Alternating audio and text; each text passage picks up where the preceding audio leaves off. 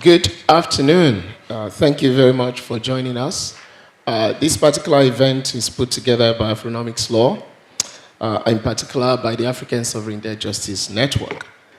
Joining us this afternoon for this panel discussion are Professor James Gathi, to my far right. He's a professor of law at the Chicago School of Law University and the president of the African Justice Network. Joining us to my second right is Ms. Catherine Mithia. She is a policy research and advocacy officer with Afrodad. To my left is Ms. Samantha Kanoyagwa. She is the coordinator of African Sovereign Debt Justice Network. And I am Olabisi Akinkugbe, one of the co-founders of Afronomics Law. And so without much ado, would like to get straight into the cause of today's event. And so very quickly, my panelists all know the drill. You all have the time, you know how long you're expected to go in the questions. And so let's do our best so that we can have good conversation, hopefully, at the end of your reflections. And so my first question to the three of you really is about the need for you to reflect on what you do regard as the risks and rewards of increased reliance on private capital in Africa's debt landscape. In particular, as you think about this, it would be great if you can think about questions of transparency, accountability, and sustainability issues today. So, Professor Gathi, why don't you take the mic? Okay, so very quickly, I think many African governments would argue that access to private capital allows them to undertake large-scale projects or productivity-enhancing public investments. Some would argue for long-term growth in ways that perhaps other types of lending may not have allowed them to do. They like this kind of borrowing from private finance for all sorts of reasons. For example, it doesn't come with the kind of conditionalities, including transparency and accountability, that comes with other types of debt, especially from the multilaterals, that require all sorts of conditions, even for the use of those funds. So this preference for private debt in the last couple of years, in the last couple of decades, has led to a fundamental shift in the composition, the debt composition of many African countries' debt profiles. Unlike before the 2000s, let's say, where commercial debt or private debt was just about 20% of the debt composition of many African countries, by 2023, it had risen to 43%. So a very large segment of the debt held by African countries today is privately financed. And like, obviously, debt from the multilaterals, for example, this debt is not concessional. It is often short-term, comes with higher interest rates, and obviously, it means because this is borrowed at market rates that these economies are susceptible to the global economic shocks that come with that kind of borrowing. So in short, it comes with higher borrowing costs and higher refinancing costs and risks. It also has introduced new players. So for example, in Chad, in the G20 restructuring, a third of that debt is held by a multinational, by Glencore, which obviously makes restructuring very long, complex, and very expensive. I think the other feature is that we've also begun to see private finance sip below the national line into sub-regional governments, sort of borrowing for all sorts of projects, especially water sanitation type projects. And this debt is being directly paid in the use of fees by consumers. So, from speaking as a lawyer who sort of specializes in this international legal stuff, I think what you see, therefore, are these multiple overlapping jurisdictions with respect to which this debt has been taken out. All these are governed by laws external to, obviously, African countries, which makes it very difficult to coordinate restructurings. And obviously, restructurings, as we all know, are shrouded in secrecy, obviously, in my view, reinforcing the unequal balance of power in the sovereign debt market. The contractual terms are not publicly disclosed, so the citizens who are paying for these debts don't know the terms and conditions under which these debts are borrowed, or even for other creditors to be able to assess the creditworthiness of these governments until they default. Some of the other risks, at least again, for a lawyer who would be advising a government who does good due diligence is thinking about clauses like dispute settlement. So for example, lots of the debt borrowed from the private market can be subject to, and is actually subject to arbitration, international arbitration. That is when this debt is not being litigated in English courts for debt taken out under UK law or New York law for debt taken out in New York. So I think that investor-state dispute settlement or arbitration or international arbitration has very significant risks, and I'm happy to talk about that in Q&A. But also, I think the other problem with arbitration is the confidentiality of arbitration proceedings, which can worsen holdout problems, prevent accountability in public debt transactions, and obviously worsen intercreditor asymmetry, as we have seen in many of the instances where restructuring has been happening under the G20 framework. So I guess my 5 minutes is over. Well, thank you very much. You started us very well. So, Catherine, if you can carry on with that streak of keeping us on time, that would be great. Over to you. Thanks, Prof. Bisi, and also Professor James for that introduction and just contextualizing the issue of why African countries are more relying on private capital. And maybe I'll just complement what Professor James has already said, but just contextualizing why African countries are being driven to more private debt or relying on private debt compared to concessional financing, like Prof has already illustrated. So over the years, at least in the past decade or so, we've seen a decline in the official development assistance, and donor funding is, there's a bit of donor fatigue that it's being experienced globally, especially within developing countries. Developed nations are not necessarily budgeting now aid to developing countries. So there's a bit of donor fatigue and the decline of official development assistance.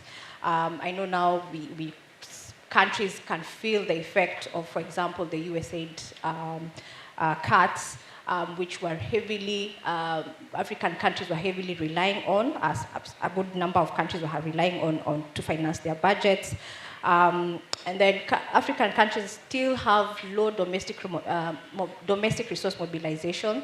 The tax revenue to GDP ratio is at 16%, which is below the average of 33%, the global average. So African countries are still having challenges in domestic resource mobilization.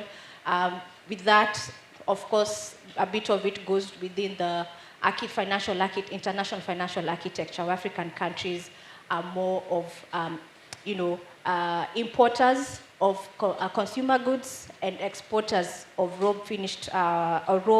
materials, which makes them sort of, at risk of commodity prices fluctuations, foreign exchange risks, which sometimes affects their revenue, and therefore countries still have this fiscal deficits they contend with year after year.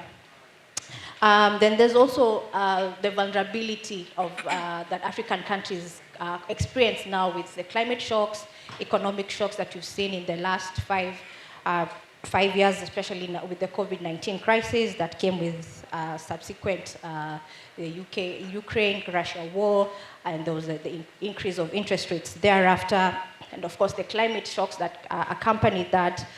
So there's a lot of climate also financing gap that African countries still have to contend with and include within their budgets, that has made them now have this focus on private financing to fill those fiscal gaps that they are actually experiencing. But also, if you look at it from the debt perspective, in all those factors that I've highlighted, it means then debt has become now a huge burden for African countries. The issue of private debt now, like Prof has already indicated, is that it comes with these issues of transparency, in high interest rates or high cost of borrowing. The risk of restructuring processes become a bit difficult because of the jurisdiction processes. So I'll not go that much into that. But there's also, maybe I'd like to highlight that the issue of public-private finance or public-private projects that are being advanced to African countries as solutions is something that we need to actually have a deeper look into, because it has actually increased the debt burdens of African countries. So I'll just maybe pause there as a way of just to complement what Prof has already highlighted, but also on the causes merely of why African countries are more on the reliance of private finance. Thank you very much. So you both have made moderating this side of the conversation very easy. So Samantha, I'm hoping you carry on the streak with your interventions. Thank you very much, Prof. BC, and thank you to my wonderful panelists. I think I'll start off by, just addressing this issue about private finance as this model that has been portrayed as an alternative, and say, I think it's important for us to acknowledge that it's very profit-led. So it's not a neutral conversation when we're talking about private finance or private capital. We're actually talking about how, it's shaped by global power asymmetries and how it's shaped by profit imperatives and also very extractive in its nature. And once we acknowledge that that's the nature of private finance, it then means we need to then, sit down and really consciously think about how that poses risks or even rewards for the African context. And just looking at the risks, I know my panelists have already gone into some of these transparency and accountability issues, but I'll just give examples so that you understand how exactly this affects African context and African countries. And so I'll give an example of Mozambique, the famous 2 billion Mozambique tuna bond case. And with that example of Mozambique, you realize that there's a lot of actors, private capital sector actors that are very much involved in this tuna bond case, and the role that they've played in just having the Mozambican economy in disarray is quite outrageous. And so if you look at the case, you realize that there are issues to do with transparency and accountability, and that's because they were very much involved in this discussion around the logistics of tuna bond in the whole of Mozambique. But what it does is then it affects the country in terms of how it's then supposed to repay these loans, then crowding the fiscal space for, say, your education, healthcare, and social welfare. And so that's how it poses risks to the actual average Mozambican in Mozambique. They're not then able to access these very important services. And even looking at accountability, I think it's important for us to realize that when private capital actors come into this space, they're not really looking into forwarding the developmental agenda. Like I said, it's profit-led. And so they're looking into how do we, accumulate return on our investments. And how do they do that? They then, discuss with governments and they draw up these contracts. But again, these contracts are not in the public domain, so we don't know how much has been borrowed, from whom this money has been borrowed, for what purpose, and under what terms and conditions. And because we don't have that kind of information, it then means African citizens are then not able to practice democratic accountability or even practice public scrutiny, which then brings into question the role of parliament in these discussions. And the parliamentarians are aware of these of these loans that are being forwarded to their governments by the private actors. And so even looking into sustainability, the sustainability aspect of all of this, private capital is expensive. That is, a fact. The research has shown that when you look at the private finance that African government gets, for example, if it's Eurobonds, the interest rate on Eurobonds is quite significant as compared to the Eurobond interest rates that, our peers in the global north would be receiving. And so that is inequality, that's unfair. And this is why I've been stressing that it's a very structural system. It has been designed to be in that particular manner and particular order. And there are people fighting, institutions fighting, countries fighting to keep the status quo as is because they benefit from it in that regard. And so there are many risks than rewards, I would say. If the rewards are to be harvested, this would be if we have reformed the system, if we have reformed how private finance actors act, so regulating the system would be the solution. Only then can we then say we can actually get some rewards from private finance. I know, there have been innovative ways to put private finance across green bonds, blue bonds. We could even have pink bonds. But like I said, if we don't have accountability and transparency mechanisms in place, then we will not be able to, reap the rewards from this alternative that has been forwarded. Thank you. Okay, thank you very much to you all in this first round. It was deliberate that I didn't say a word about who we are because we thought to just get on with the questions first. So this particular panel is again put together by the African Sovereign Debt Justice Network. A little bit more about us can be seen with the slip page, with this flyer that I hope you now have, as well as the links to some of our works which will be displayed on the screen and can be downloaded through scanning the QR code that is displayed with them. Okay, so certainly issues of transparency, accountability, sustainability, and how they are compounded today's debt landscape is well highlighted by your initial interventions. So in this second round, I'll maybe now start again with Professor Gathi. And to all of you, I pose the same set of questions, which is that, in your view, what strategies can be pursued to balance private sector involvement with long-term debt sustainability and economic resilience?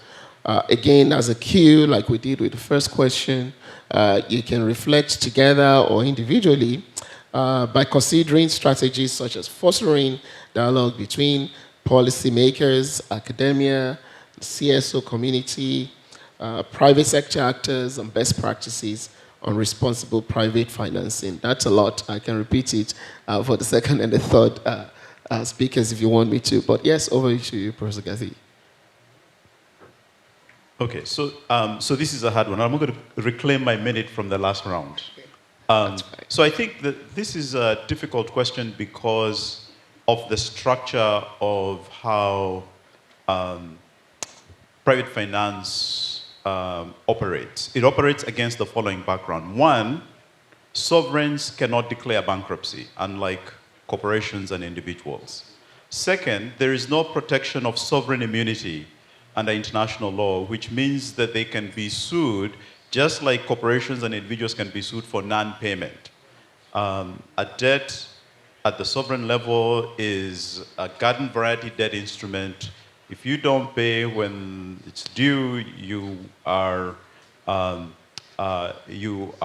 liable. And in fact, the way in which over the last several decades, defenses that were typically available to sovereigns in decades past are no longer available because the way the contracts are written, for example, on default, their hair trigger default provisions, their mere default is sufficient to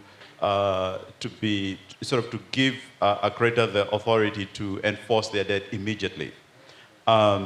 So I think it's against that backdrop, I think, that this challenge of balancing the risks and rewards becomes very difficult because already the burden of due diligence at the national level, in my view, is extremely high because there's limited scope to negotiate around some of these things that I've just alluded to.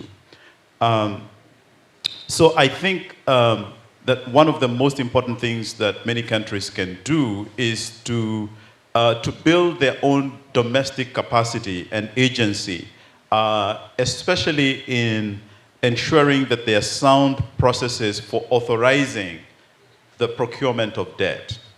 And, making sure that they really do need this money before they actually go out there, because the consequences of non-payment are huge, and the system is heavily weighed against these countries. So, and I think the best disinfectant for this is disclosure. I mean, there's nothing better than public disclosure of what is being borrowed. Perhaps this could be based on particular national legislation in a country done through parliament or through some domestic process that ensures that even when there are negotiations happening on the technical aspects relating to the debt contracts, that it complies with both domestic law and also domestic interest and the priorities at the domestic level. And not to rely entirely on what typically happens when this debt is being procured, which is under most public financial management laws in many African countries, they authorize the procurement of external, both legal and financial advisory services. I mean, I think, the creditors certainly want that for the protection of their own interests, but who protects the interests of the governments? And I'm not entirely convinced that many African governments, and this I'm talking in general terms, have put in place effective mechanisms to ensure that that this due diligence happens at the national level. So in some countries, for example, you see fights between the national treasury and parliament regarding the negotiations of some of these debt contracts. Sometimes, I know in one particular African country where a leader of majority in parliament goes to the treasury and says, show me the indenture, the documents, the contractual documents for this particular loan. And the treasury goes like, what? Who told you about indentures?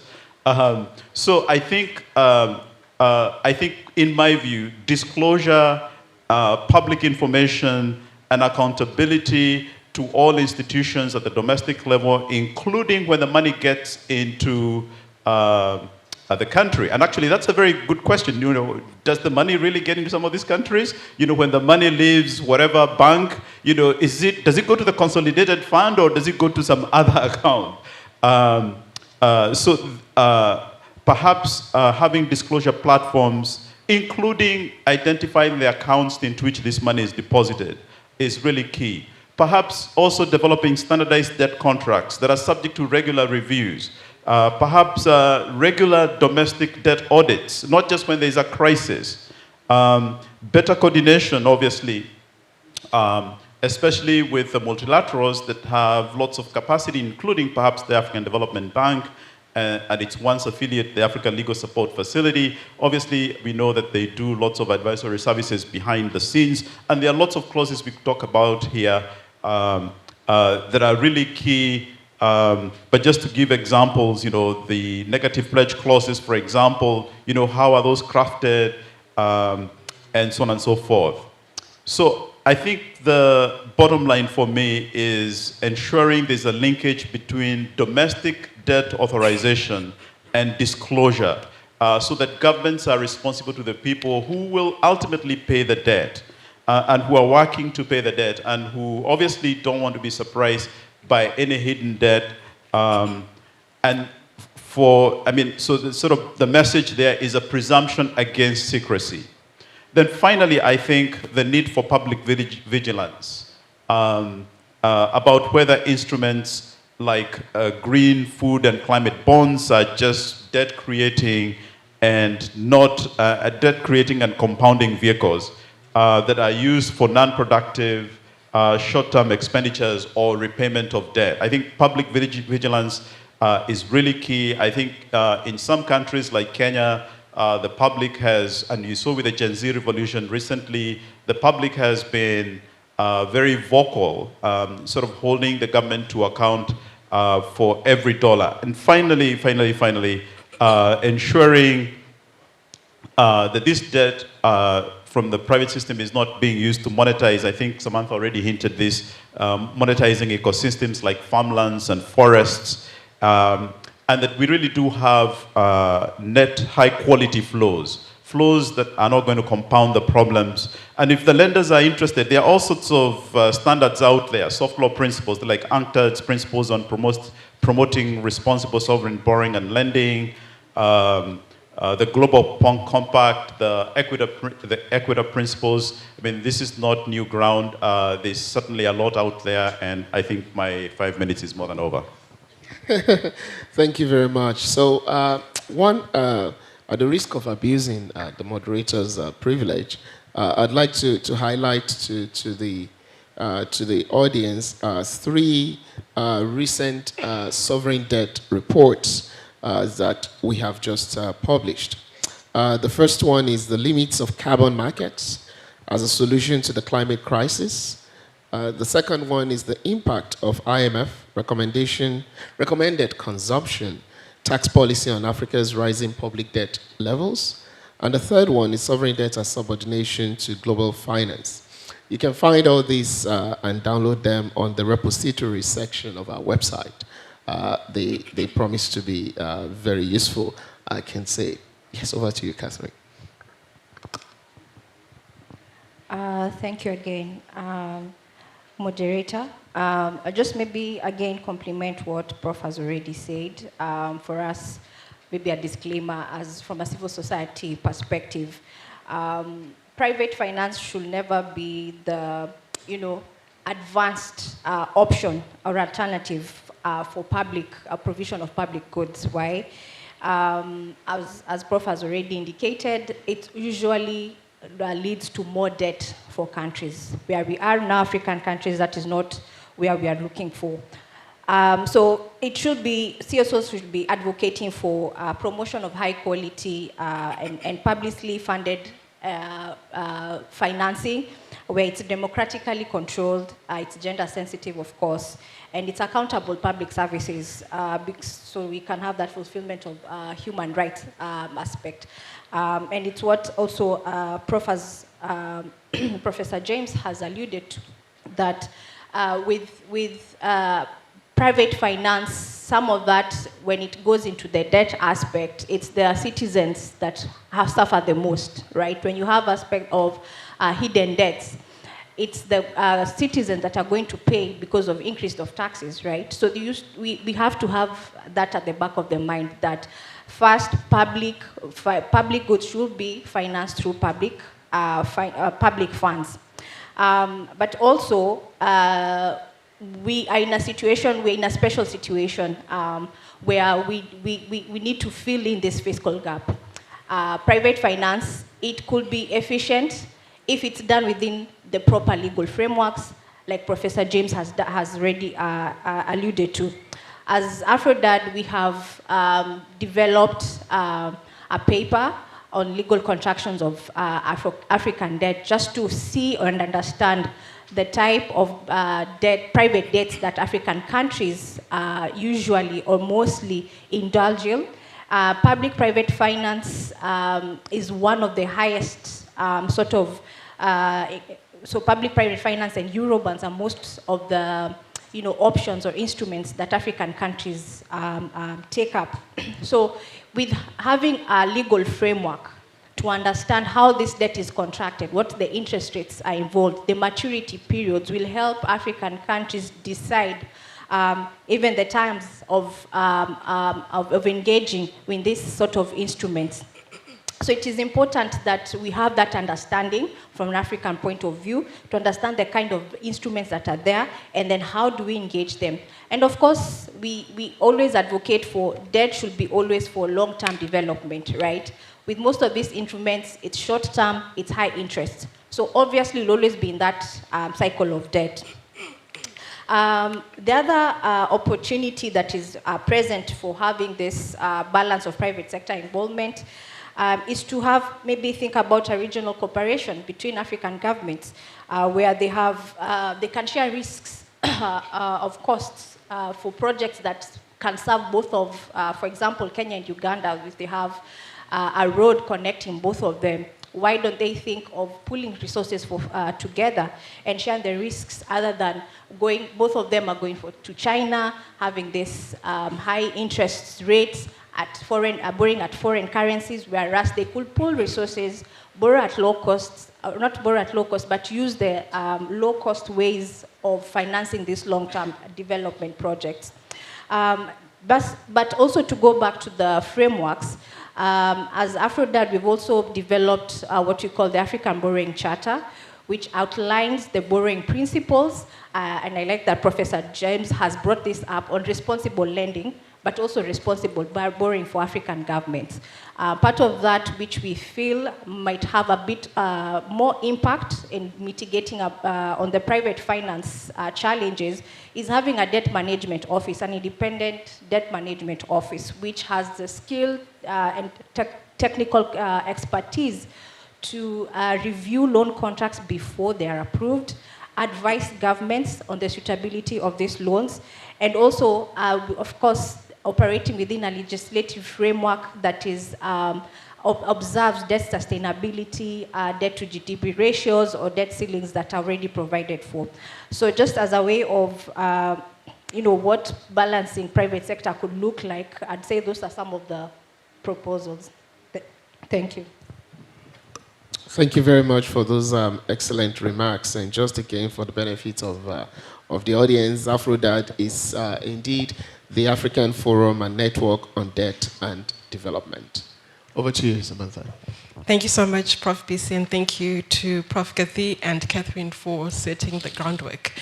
I think just adding to what they have said, I'll briefly talk about 3 points that I think would be able to get us to this balance we're talking about. And I think before I get into that, I think I would say it will take a combination of looking at the technical fixes, but also looking at the structural and issues and inclusive governance issues. And so once all the actors involved, and all the actors are those you have mentioned before, which are the private actors themselves, as the society organizations, academia, policymakers, all of those people who would be involved in the regulation of this particular system of private finance, if we are able to look at those technical fixes, but also the structural reforms and inclusive governance, I think we would get a headway. And so the 3 points that I'll talk about to achieve this balance, already Prof. Gathi has talked about the anchored principles on responsible lending and borrowing. And on the African level, Catherine, coming from AfroDad, has mentioned they have the African Borrowing Charter, which talks about, again, responsible borrowing and lending in the African context. I'd say, while these are, good efforts, because, they're giving guidelines as to how responsible borrowing and responsible lending should look like, both to creditors and to debtors, I think we need to have a legally binding mechanism. When we have that, at least then we would be able to hold to account those who would not be adhering to these principles that we're talking about. And so at the international level, at the United Nations Financing for Development, they're talking about having legally binding principles. So I think we should be pushing for just having that legally binding aspect. And then Catherine talked about fostering regional collaboration for collective bargaining power.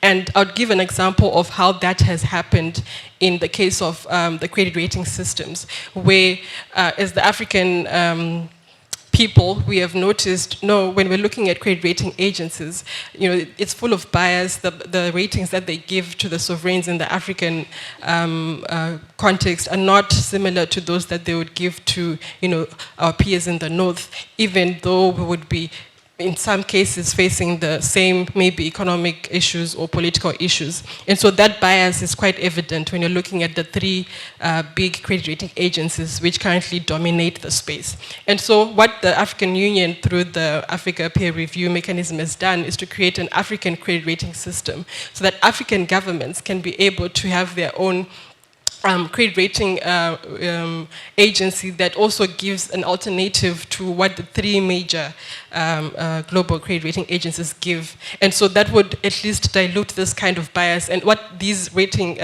metrics would also include are human rights issues. They would also include climate justice issues. They would also include a variety of issues that are part of our context as Africa, which these three would not be necessarily looking at and considering when they give their rating. And so if we were to apply the same mindset and concept in this private finance sector, I think we would be going the right way. Then the third, I think we also need to link private financing to sustainable development outcomes. So maybe even having our governments pushed to also negotiate some of these metrics when you're looking at your human rights, your climate justice, to see if the contracts that they're signing with the private finance sector actors are also speaking to these issues. I know there are issues about ESG, your economic, social, and governance indicators, and most companies and private actors have been trying to at least accommodate such conversations. But I think we need to move forward and go beyond the ESG and move to the Sustainable Development Goals. That way we're able to, speak about how African governments are also trying to have this balance in light of Sustainable Development Goals by 2030, but also beyond that. So even the Africa we want, which is, the African Agenda 2063. So I think those are my comments for the question you have posed. Thank you. Excellent. Thank you very much, Samantha, and to Catherine and to James. So, rather than attempt to summarize or do any of such things, with the excellent remarks you've made, I'd like to turn it over to the audience for questions. So maybe, if you have a question or a comment, you can indicate by raising your hand, and then I'll come to you momentarily. But while folks are trying to get the SEMs together and get the mics moved around, Professor Gathi, I wonder if you have one last thing to say. I saw your conclusion came, hoping you had a minute more, or maybe I'm wrong. No, I'm waiting to hear from the audience. So from the audience, that's also very good. Okay, so any questions? Thank you. Thank you very much. My name is Matthew Brook. I'm based here in Abidjan. I work with the AFD, but I also work with the European Union a lot. It's extremely interesting, your presentation and your stance. I can tell you're very skeptical of private finance. I was struck by the rapid and large increase in private financing in sovereign debt. You said 43%. I just wonder what the good bits are. I mean, are you able to give us some of the advantages of private finance? Because I'm lacking that. And if it's 43%, there must be something good. Abstracting from the cases like the Mozambique, which I think is not something good, but there must be advantages to private finance in sovereign debt as well. And I have a second question, if you allow. You mentioned the IMF, but not in relation to its debt sustainability analysis. And that's something they do, and they're paid to do that, and they do it regularly. Do I understand you don't rate their DSAs very much, or is it something you have a comment upon? Thank you. Thank you very much. Yes, the gentleman behind you.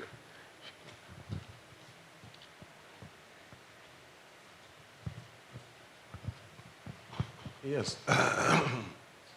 Good morning, and thank you for the opportunity. My name is Bakari Krubari. I'm the Director of Debt Management, Minister of Finance in the Gambia.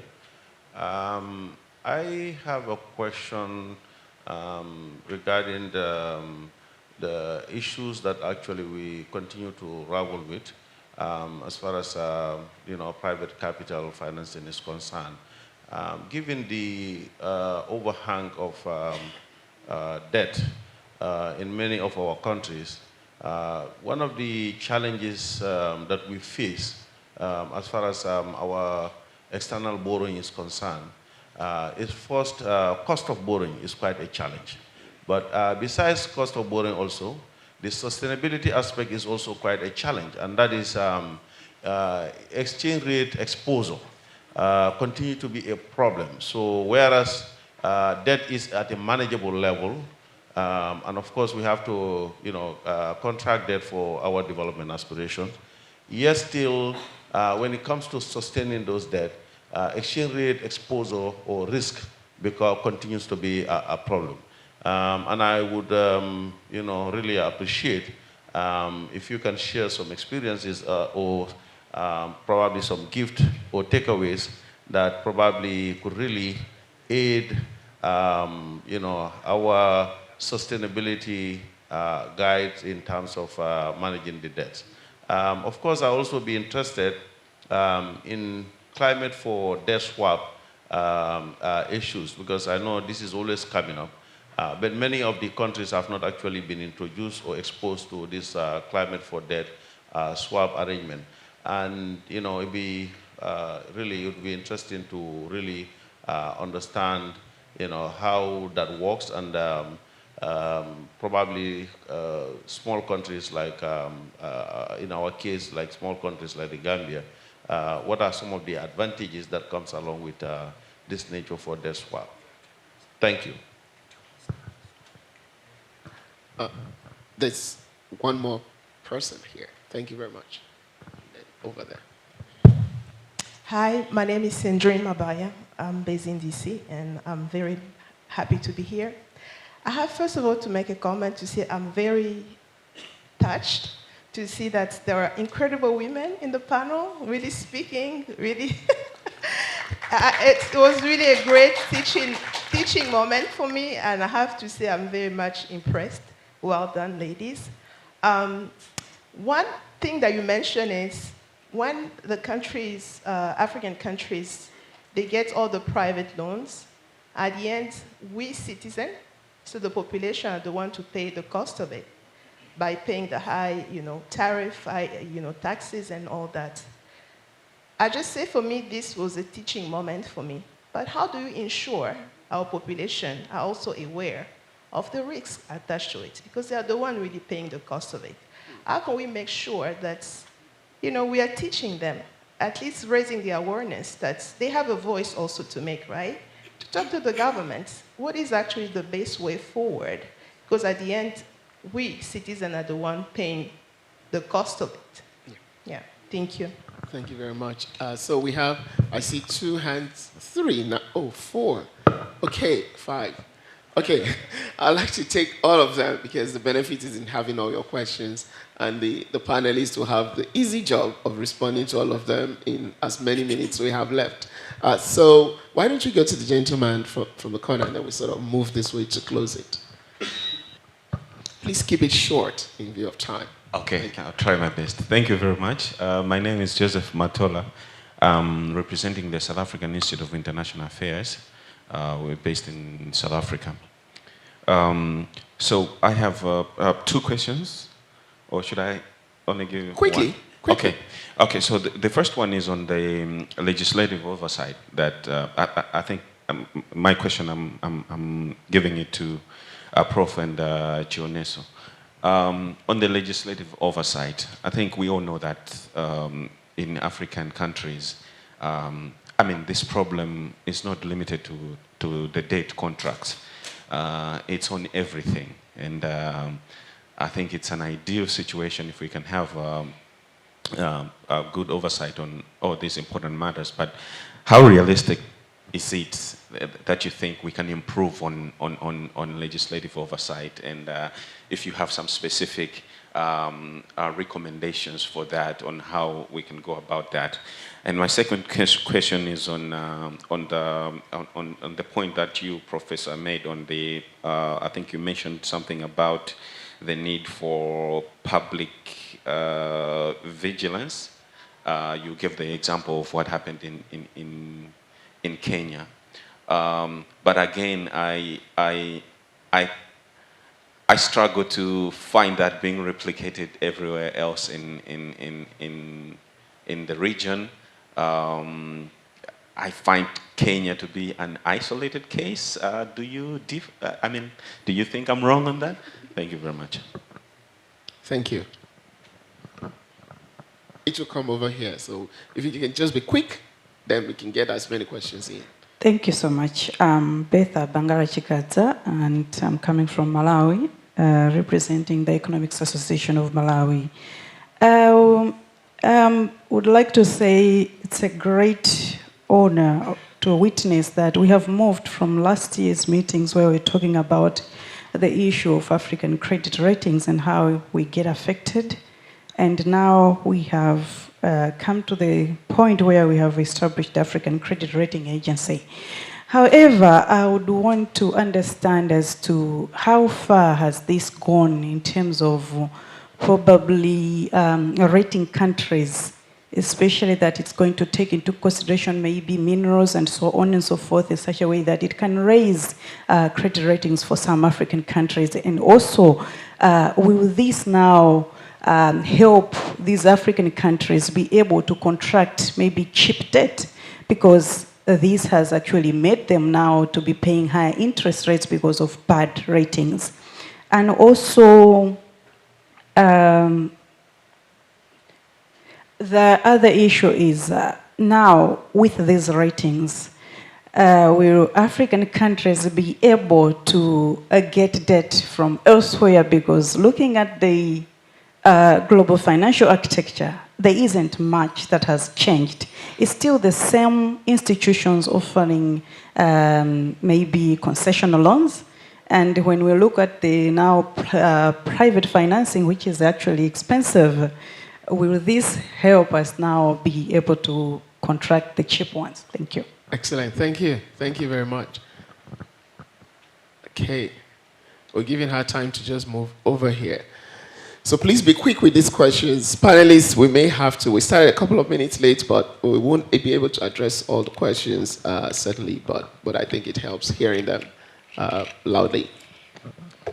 Thank you very much for the opportunity, and thank you so much for your very helpful and insightful presentations. My name is Victor Ojer. I work with the African Legal Support Facility, where I advise on sovereign finance matters. I totally align with your views. I'm speaking mostly to Samantha, because she talked about including or having a legal framework for sovereign debts globally. And my concern or question is how you think realistically that can come to fruition, and perhaps what structure that may take. And I'm particularly concerned about this because there's been efforts in the past, as you may be aware, the SDRM of the IMF, the UN Resolution of 2014, the New York Debt Stability Act, all have failed so far to address the issue of binding nations into a legal framework for compliance on debt restructuring and debt sustainability. So the question, again, and bottom line is, how can this be done from your perspective? Thank you. Okay. Thank you. So we have three. Good afternoon, everyone. My name is Tapiwa Tietie from the Ministry of Finance of Zambia. So mine really isn't a question. I think it's just a contribution that I think will help answer some of the questions that others Do you mind, just because time is far gone, that and I'd like to respect those who have posed questions, that you communicate with us once we're done. We will be happy to take your comment, but I just don't want to prioritize that now. Do you really mind? We hear the questions and then we come back to you afterwards? Okay, sure. Thank you. Thank you so much. So please be quick with the questions. Thank you. Thank you. I got the impression that there is a lot of private debt flowing into Africa, and which is creating issues. But my own experience has been that actually there is not enough private debt flowing into Africa. And yes, there are examples of the wrong kind of private debt coming in, but also it is because of the lack of scrutiny that there is with the institutions. So for example, we often see that even in countries which have well-formed PVB legislation... Again, I'm trying to be no, fair. Just we need to hear the question. Yeah. Thank you. So why is it that in many African countries, even where there are PPP legislations, they are not being followed, and single-source deals are still being signed without going through the parliament? So I think it's a problem of our institutional structure as well that's resulting in a lot of issues being spoken about. Thank you so much. And the last question. Je me nomme M. Konateya, donc sous-directeur au ministère de l'enseignement technique et de la formation professionnelle de Côte d'Ivoire. Alors, l'expérience des dettes publiques que nous avons connues par le passé et les différentes mesures draconiennes qui ont été imposées à nos États pour pouvoir solutionner les problèmes que cela a engendrés dans le temps. Aujourd'hui, nous parlons de la dette privée, c'est-à-dire la dette contractée auprès des marchés privés, des capitaux privés. L'intervenant précédent a parlé de non-contrôle. Est-ce que... Okay. Est-ce qu'il n'existe pas un mécanisme qui peut quand même contrôler l'utilisation de ces dettes-là pour éviter qu'on arrive au même problème que nous avons connu par le passé?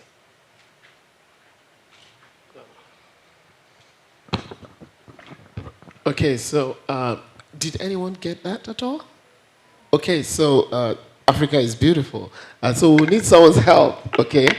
Just to manage time, if someone can summarize that, that would be excellent for us.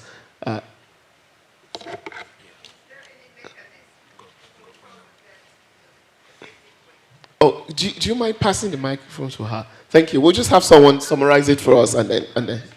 Yeah, we just want you to say it with the mic. Thank you. I was asking, is there any mechanism, effective mechanism, to actually make sure that we are better managing those debts? Okay. Thank you very much. And I think that communicates it. So thank you so much to you all for the questions. We'll get to your comment as well. Panelists, we have just about 6 minutes left, right? So I'll leave it to you how you want to go, but I'd like to start with Samantha. You know how to do this. All right. Thank you very much for the wonderful questions. So I'll take as many as I can, and I'm sure my fellow panelists will add on. There was one on IMF data sustainability assessments. And as civil society organizations from Africa working in the debt space, we have been advocating for the reform of the data sustainability assessments because they do not incorporate human rights, they do not incorporate climate justice issues, they do not incorporate gender issues. Because of those very reasons, we are unable to have trust or any faith in the DSAs. And so once we have that reform, which has been a long time coming, every time we attend the IMF spring and annual meetings, they'll tell us we're reforming. There's no deadline, there's no sense of urgency. And so that's where we are with the DSAs, and that's our feelings towards the DSAs. The next question I'll talk about is the debt swaps.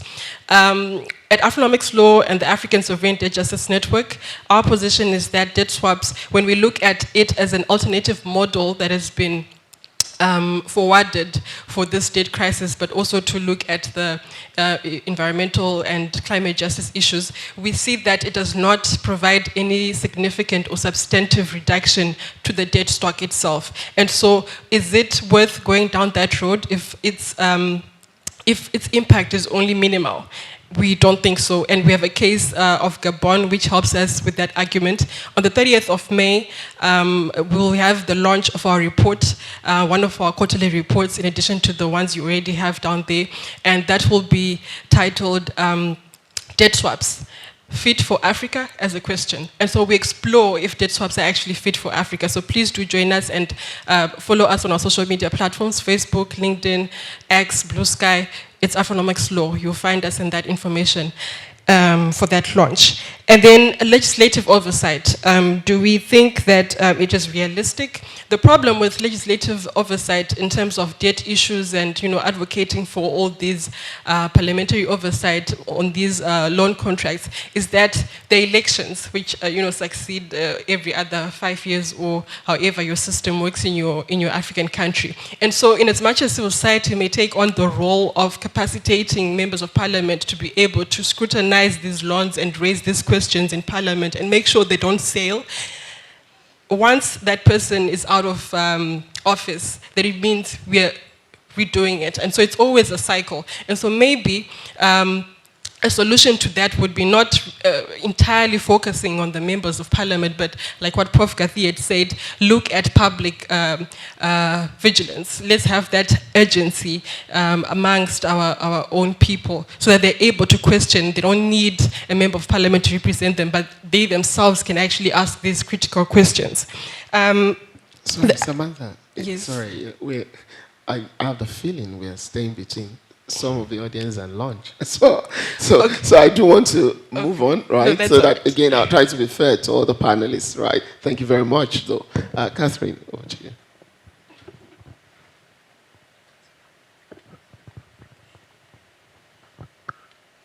Thank you, and thank you to the audience for your questions. I think I maybe just take one in the interest of time.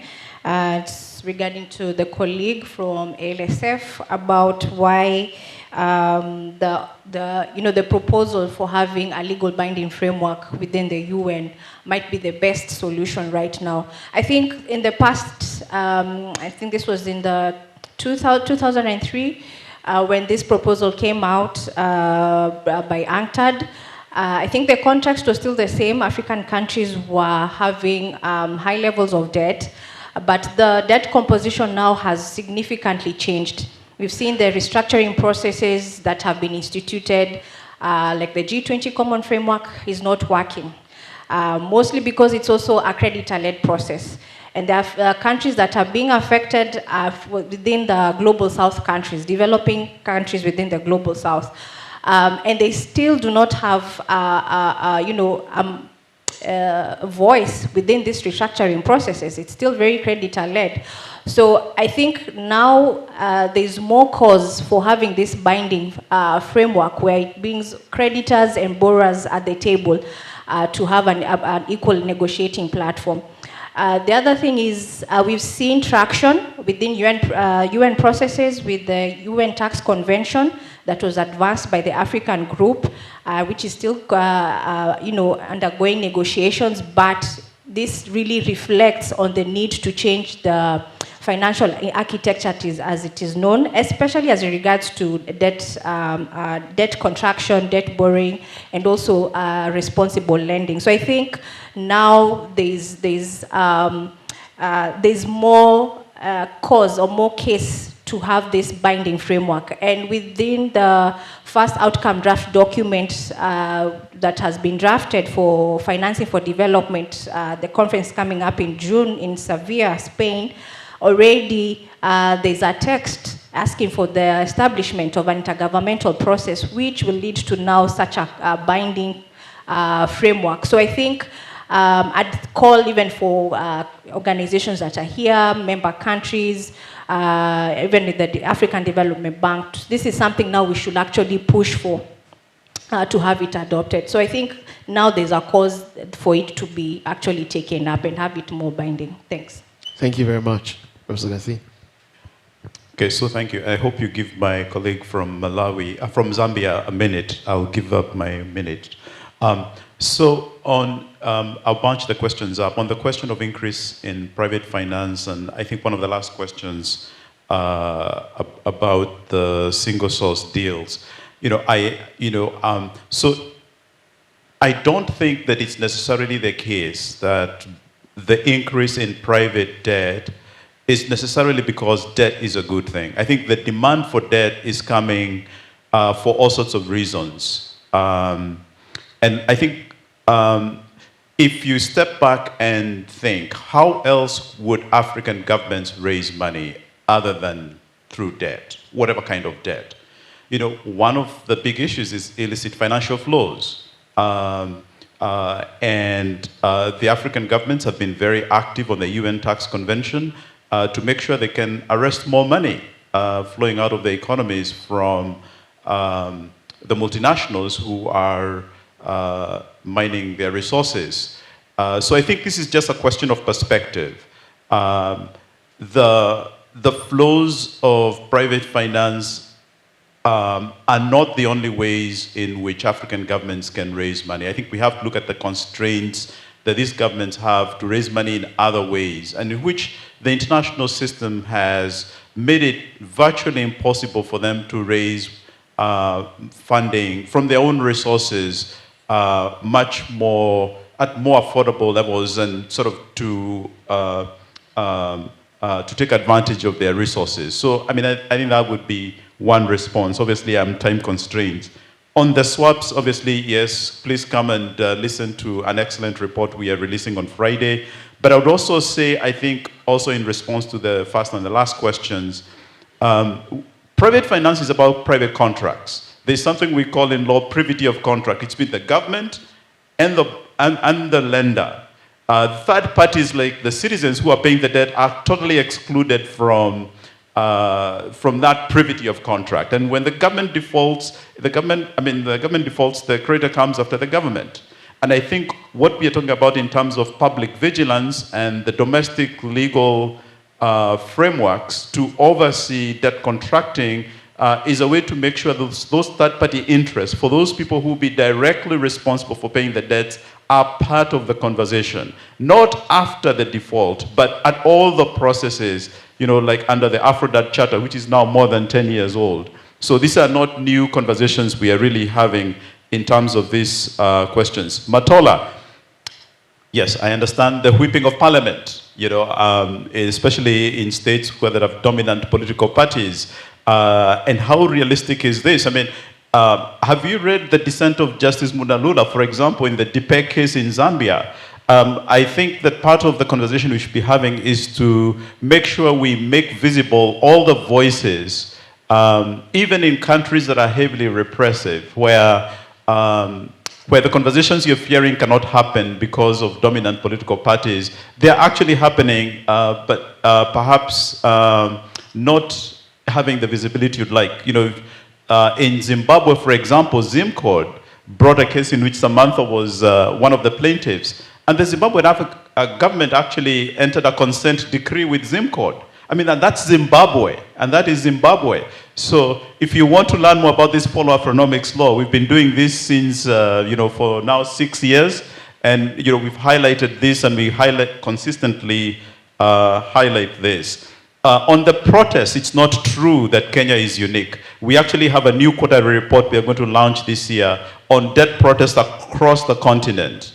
And it's a really extensive survey, you know, in both East, West, and Southern Africa. So it's not true. Maybe the extent to which the Gen Z revolution in Kenya, maybe that is unique, but it is not entirely true that protests are limited only to Kenya. If you look closely, you will see. I have nothing really more to say about the credit rating agency. I guess I'll end here so that we can hear from our colleague from Zambia. Thank you very much. So again, can the mic get to him any sooner for a minute quick? I'm sorry, I'm being told from the back that I should really end. So I can't really enlarge the time anymore. But can you please quickly get its mic to him for 1 minute? Thank you so much for the opportunity. So my contribution was just a quick one. As you know, Zambia defaulted on its debt in 2020. So for us, when we look back at what we can do to improve or never let this happen again, one of the key reforms we did was the Public Debt Management Act. So this act has got so many reforms that it requires us to, number one, debt ceilings, debt to GDP ratio, your debt service to revenue ratio. We are not allowed to pass those things. It also requires us to submit an annual borrowing plan on an annual basis. So it indicates the loans, the nature of those loans, grace period, your interest rates. So even that, and the annual borrowing plan has to be submitted to Parliament. So obviously that requires, it brings about issues of transparency. We have to submit all those details before a loan is contracted by the minister. Then the other measure is the transparency to do with us publishing our debt. We are required to submit the debt statistical bulletin on a quarterly basis. So now that helps us with issues to do with transparency. Everyone knows our debt stock. If you just go on our website, you're able to see Zambia's current debt as at March 2025. One of the other key reforms is a requirement on the medium-term debt strategy. So you are required to be, your debt is supposed to be in line with your medium debt strategy. So there are all these strategies. So I think for me, it's just calling on the other governments to enact the Public Debt Management Act to be in line with international standards. Thank you. Thank you very much. And with that, I'll invite you all to please join me in thanking our panelists and yourselves for this conversation.